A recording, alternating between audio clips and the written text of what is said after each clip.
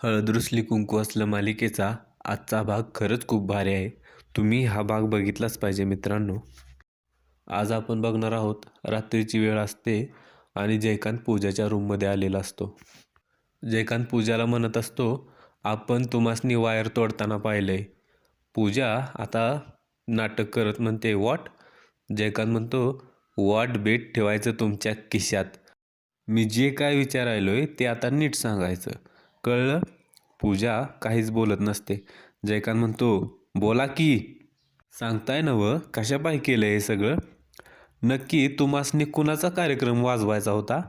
नाही, मला एक कळणं झालंय, नक्की तुम्ही खरंच आजारी आहे का आजारी असल्याचं नाटक करायलाय?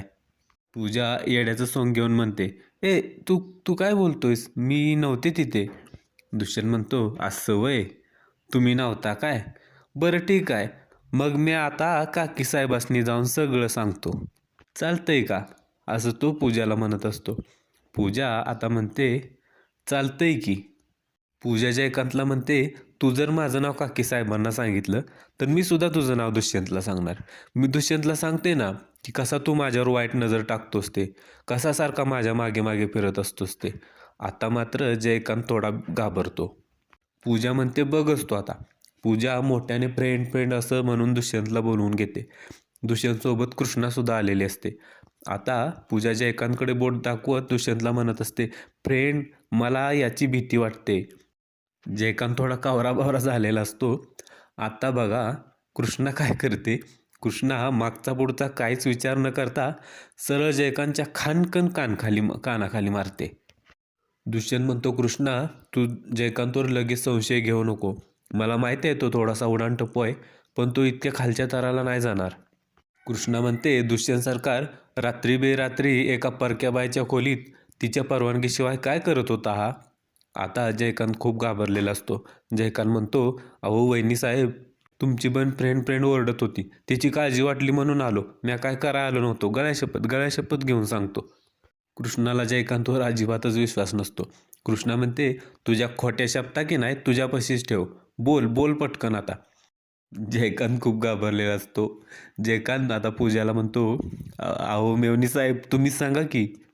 पूजा दुष्यंतला सांगते, मला जयकांतने रूम बाहेर पकडलं आणि रूममध्ये घेऊन आला. आत्ता जयकांतच्या कुठे जीवात जीव येतो बघा. जयकांत म्हणतो, बघ बघ बघ भावा, मी म्हणलं होतं ना मी चांगलं काम करायला आलो, मला त्यांची काळजी वाटली म्हणून मी आलो. जयकांत दुष्यंतला म्हणतो, भावा मी तर चांगलं काम करायला आलतो र, पण वहिनी साहेबांनी माझा गालच लाल केला. दुष्यंत कृष्णाला म्हणतो, बघितलंस ना कृष्णा, मी म्हणत होतो ना तुला लगेच त्याच्यावर संशय घेऊ नको म्हणून, त्याचं काहीही नाही तर डायरेक्ट मारलंस तू. दुष्यंत कृष्णाला जयकांतची माफी मागायला सांगतो. कृष्णा जयकांतला सॉरी म्हणते आणि माफ करा असं म्हणते. तेव्हा जयकांत म्हणतो, अहो वहिनी साहेब माफी वगैरे मागायची काय गरज आहे, अहो गैरसमज होतच असतात ना. जयकांत दुष्यंतला म्हणतो, भावा इथं मी फक्त यांची काळजी वाटली म्हणून आलो होतो, माझ्याबद्दल काय वंगाळ विचार करू नको बरं का. दुष्यंत म्हणतो, ठीक आहे. आता पुढे मैनावती जयकांतला घेऊन बाळजाबाईकडे आलेली असते. जयकांत म्हणतो, काकी साहेब या घरात जे काय बी चालू आहे ना ते ठीक नाही हा. बाळजाबाई म्हणते, म्हणजे? मैनावती आता म्हणते, म्हणजे झालं असं, घरामध्ये वादळ आलं पण तुमच्यापर्यंत नाही पोचलं. मैनावतीचे डायलॉग मित्रांनो खरंच खूप छान असतात. बाळजाबाई म्हणते, काय झालं काय ते स्पष्ट सांगाल का? मैनावती म्हणते, तुमच्या लेकाला वाचवताना माझ्या लेकाला शॉक लागला आणि त्याचं बक्षीस त्याला काय मिळालं? कृष्णेचा मार. बाळजाबाई म्हणते, काय? मैनावती काय म्हणते बघा. मैनावती म्हणते, वय तुमच्या सुनेनं माझ्या जयकांतच्या कानाखाली जाळ काढलाय. बाळजाबाई म्हणते, माझ्या दुष्यंतला काय झालं नाही नवं, तो ठीक आहे नवं? मैनावती म्हणते, हाय का आता एवढं समज झालं तरी बी तुम्हाला तुमच्या लेकाचीच पडली, इथं माझ्या लेकाचं तुकडं झालं तरी बी चालतं. बाळजाबाई म्हणते, अगं तसं नाही ग, मला नीट सांग कृष्णाने याला कानाखाली का मारली? मैनावती काय बोलणार एवढ्यातच आता जयकांत म्हणतो, काकी साहेब खरं सांगू, मला त्या पोरीचं काय बी खरं वाटत नाही हा, त्या पोरीची लई मोठी गडबड आहे. जयकांत म्हणतो, त्या पूजाची लई मोठी गडबड आहे बघा, काल मी स्वतःच्या डोळ्यानं बघितलंय, ती त्या वायरसोबत काहीतरी काड्या करत होती. जर त्या पाण्यात दुष्यंतचा पाय पडला असता तर हो त्याचं नव्हतं झालं असतं बघा.